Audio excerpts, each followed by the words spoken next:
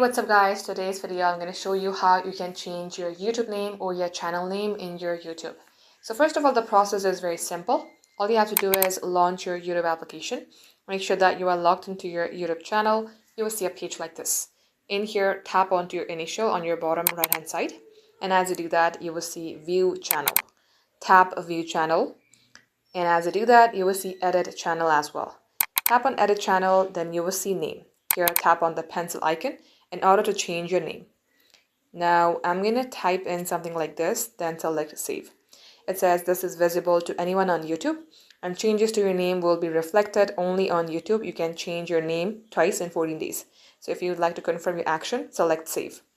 And once you do that, refresh your page a couple times and that name will be displayed in your YouTube. Thank you all for watching. We will catch you up in our next upload.